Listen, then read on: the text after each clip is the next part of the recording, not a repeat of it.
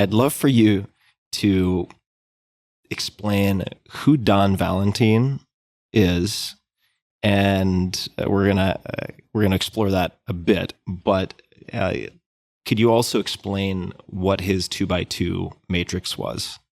So Don Valentine is one of the fathers of Silicon Valley, one of the fathers of venture capital.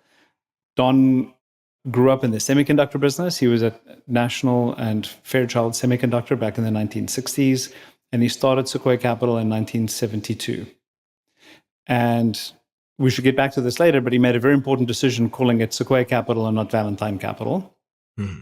Don had an amazing career as an investor. He backed Apple when a lot of people were unsure about backing a barefooted, not well-dressed Steve Jobs. He backed Atari, he backed EA, he backed Oracle, Cisco, and the list goes on. He had a remarkable track record as an investor. And when I joined Sequoia, he was still around, still alive. He passed away 2 years ago. And very early on, he pulled me aside and he said, there's a 2x2 matrix of people we get to invest in. Exceptional, not exceptional. Easy to get along with, not so easy to get along with. Your job today, Roelof, is to figure out in which of those 4 quadrants we normally make money. So I have not heard this story. I don't know the answer. I could hazard a guess, but why don't you tell us, number one, did you figure it out? And what is the answer? I think you have an intuition for it. It's, exceptional, not so easy to get along with. And the reason it's, when you think about the founder prototype or, personality type, most of us encounter challenges in the world and we just let it go. This is difficult, this doesn't work, this frustrates me, and you just go, whatever, and you move on to the next thing. Founders are these people who don't take they don't accept the way the world is. They want to change it. They encounter frustration and they do something about it. Right? Going back to the Cisco example, right? The founders of Cisco were the heads of the computer departments for computer science and the business school at Stanford.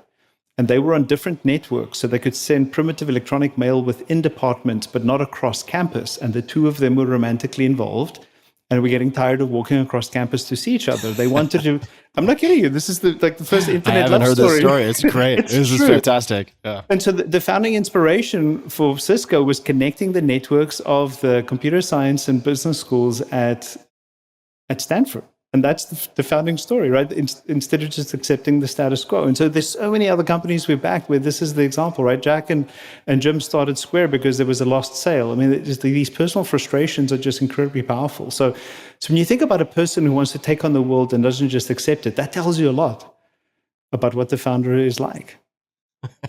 Right. And they're highly likely to push back on anything that I would imagine they don't feel is fully aligned with the change that they want to leave in the world or impart to the world. What are some other characteristics that could be related to the exceptional, not so easy to get along with, or they could be separate, that you have identified within the data set of hits from Sequoia, where you've made money? And by you, I mean Sequoia. Well, first, it starts with an authentic identification with the problem.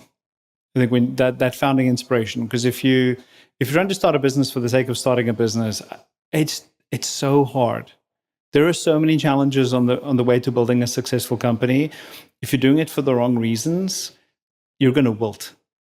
You simply won't persevere. But if you're deeply motivated by what you're doing, you'll keep going and you'll overcome obstacle after obstacle. And so that to me is one of the key starting conditions is founder market fit, founder problem fit. I love asking a founder when I meet them, like, how did you come up with this idea? Like, what was the eureka moment where something snapped and you want to address this problem? And what is it about the current solutions that you must have evaluated that frustrated you that you didn't think was good enough? And then the next one is, what's your unique and compelling value proposition? So having evaluated alternatives and deciding to build something, why do you think what you're building is so distinct that it has a chance of flourishing and becoming a real business? So I can tell you one specific story. There's a founder, Matt Rabinowitz. He and I met in high school in South Africa in 1987 at a nerd camp. It was actually called an academic vacation school, but that's just a very nice way of saying nerd camp. And He's absolutely brilliant. He was gold medalist in our National Science Olympiad. He came to Stanford. He studied physics, electrical engineering. And in 2002, his sister had a baby that died within a week of birth. And he was shocked at the state of prenatal testing. And he went back to Stanford and he learned everything he could about biology and genetics and started this company, Natera, where I'm still on the board 15 years later. We made $1 million seed investment in him in 2006, just an idea. And today they deliver millions of tests to help people have healthy families. But it started with an incredibly authentic inspiration for him, which is seeing what his sister had to deal with.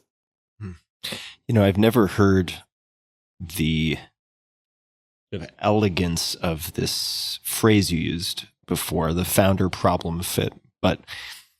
And I am just a tourist in the startup world compared to your immersion as an entrepreneur, operator, and investor. But if I look back at all of the angel investments I've made, the founder problem fit is the defining feature of any of the hits, not product market fit, which may also exist, but in terms of the hierarchy of weighted importance, it's this founder problem fit. That's a fantastic phrase.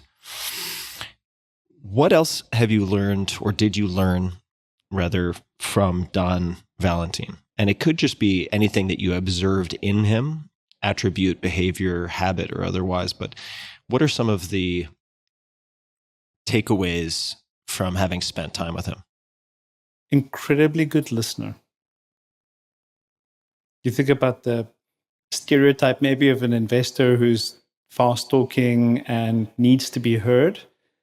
Don was very comfortable sitting for an hour and just listening and absorbing. And then he was very precise with his questions, precise with his notes. I remember receiving a note in my inbox from Don. I was confused initially because there was no to or from. So I didn't know who it was, who'd written me this note. So I walked around the office saying, who left this for me? And people looked at it and said, it's written in green ink. It's Don. So Don had exclusive use of green ink in the office. No one else was allowed to use a green pen. He loved the color of money. But he would take a full page and there maybe be 10 words on the page. And they were just so incredibly concise in describing the feedback that he wanted to give about a company, or when he interviewed people. I saw some of his interview notes about people. Instead of writing 2 pages of notes about the interview, it was just so crisp and on the point. And so his ability to distill things very concisely is incredible.